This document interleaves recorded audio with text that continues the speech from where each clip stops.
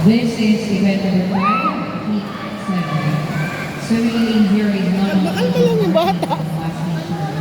Lane 1, female on Korea, illustrator is the father.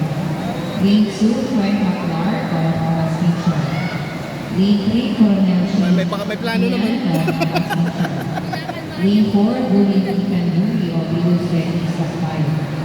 Lane 5, Diego David Morgan, our class teacher. Lane 6, Montreal Restaurant Upon, of Binoan Swim School.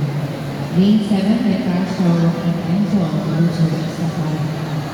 Lane 8, Young Dominic Edward, of illustrator is the father. Lane 9, Celia Pirates, of CNC.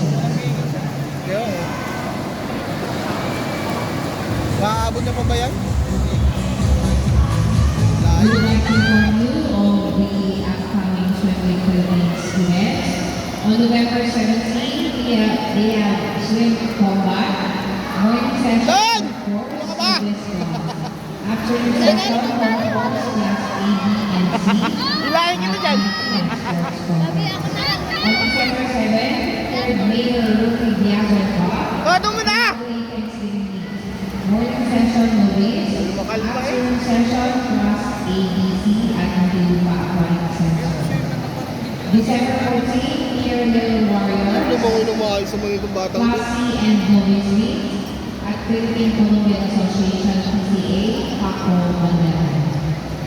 May 400 This result, Province Giant Swim Series, the finale is hosted by the Provincial Swim School, led by the Swim League Philippines Rizal Province Administrator, Coach John Paulo Bedolmo.